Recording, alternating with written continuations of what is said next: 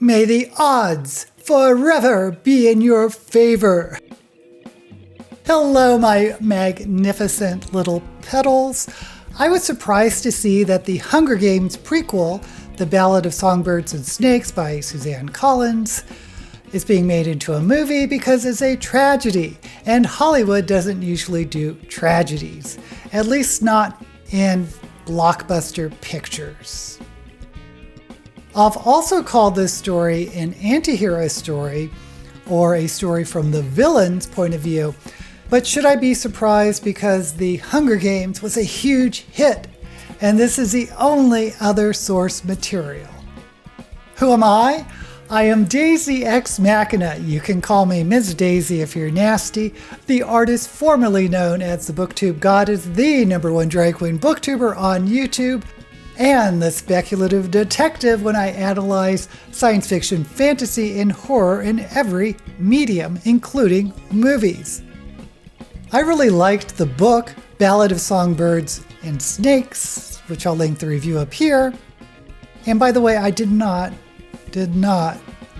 do a lip sync music videos to Love Shack acting out the story.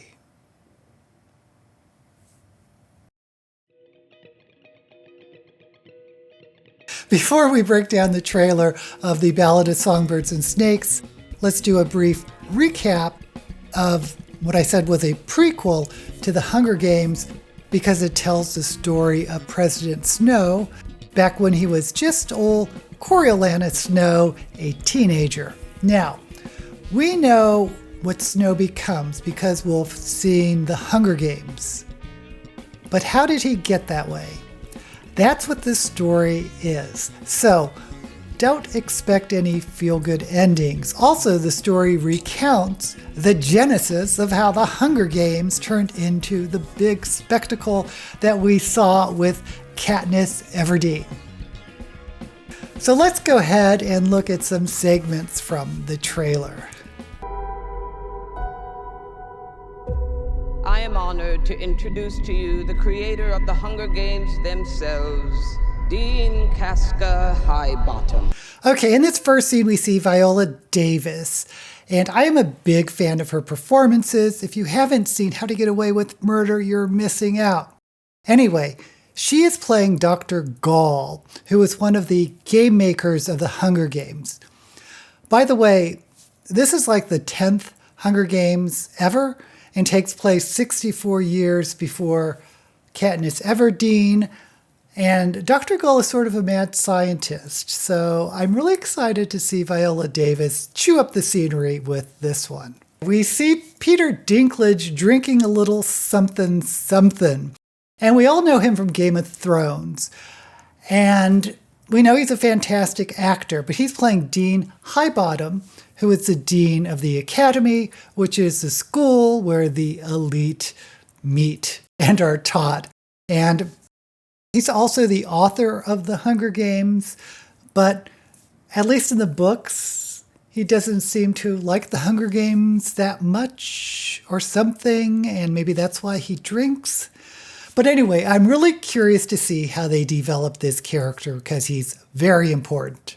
I have summoned you all here for the 10th annual reaping ceremony. Okay, this is Coriolanus Snow, our hero of the story. I thought this actor was the guy that played Draco Malfoy, and I looked him up and it's not him.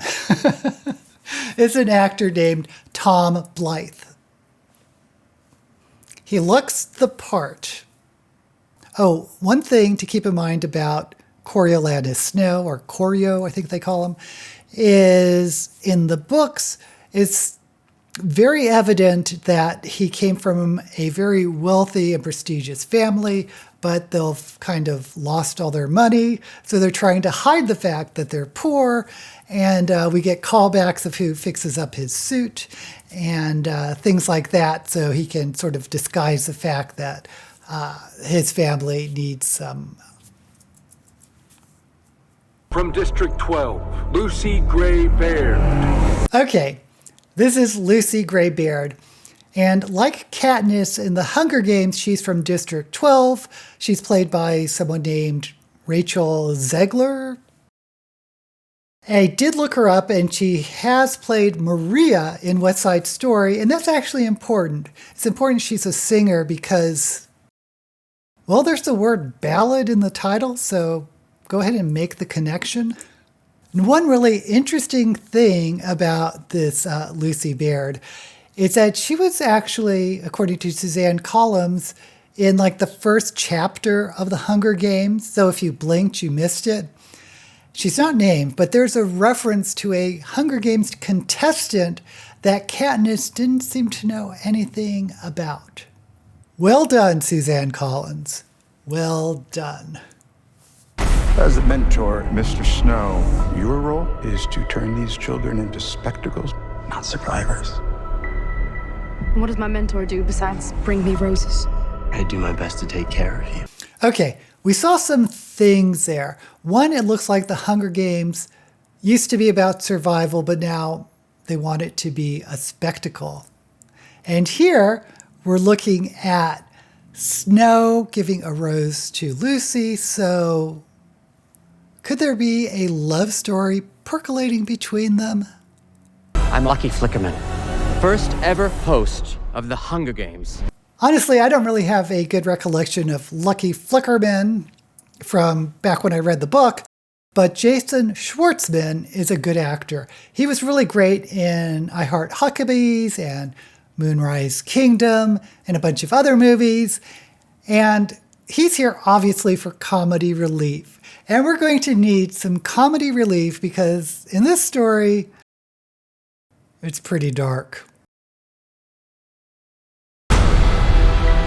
There's a natural goodness built into us all. We can step across that line into evil, or not. There's a natural goodness built into us all. We can step across the line into evil or not. Okay, this is telegraphing that the story is a tragedy. In the classic sense, that means the story is about a main character who is flawed, but maybe still possessing that natural goodness, but their flaws precipitate a fall, or they step across that line into evil. Again, this shouldn't be a spoiler because, well, unless you haven't seen The Hunger Games or read it, you know, I know, we know that Snow, Coriolanus Snow, the teenage mentor, eventually becomes President Snow, the evil tyrant dictator. So think about what type of story you're getting into. It's not just about winning. Everything is about winning. You're monsters! All of you! Oh, there's the snakes. The snakes. By the way, the title comes from this scene here, which shows obviously unnatural looking snakes. But there's another scene involving genetically modified birds that were created to do one thing, but then escaped and evolved on their own. Oh, could those be mockingjays? It's the things we love most that destroy us.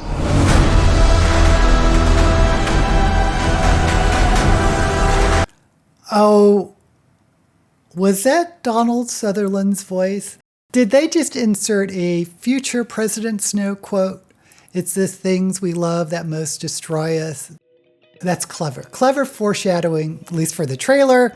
I'm really looking forward to this movie. Now, my hope is that they stick with the tragedy and they don't change that aspect of it, but don't get me wrong.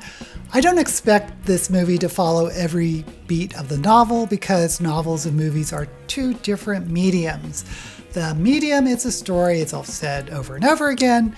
That means when translating from one medium, a book, to another medium, a movie, the story has to be reworked. But that said, if they make this a happy Hollywood ending, I'd be very disappointed. But I'm also really curious, if it's kept a tragedy, how it's going to be received by a general audience, because I know, at least being part of the booktuber community, that a lot of people did not like this novel, which I suspect has maybe something to do with expectations of the usual YA story.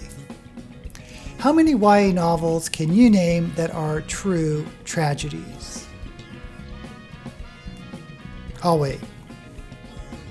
Well, the beauty of tragedies and anti-hero stories is it makes us question our own ideas of morality. We get to see the world through the eyes of someone who is morally gray, someone we can sympathize with, even though they make tragic, stupid, awful choices, because they are human and they have flaws. Plus, we get the world of the Hunger Games, which I think is fascinating from a world-building standpoint because this is 60 years prior, so the Hunger Games isn't this slick, high-tech production. We get to see the gritty beginnings. The release date is set for November 17 of this year. Mark your calendars and let me know down in the comments whether you plan to see The Ballad of Songbirds and Snakes.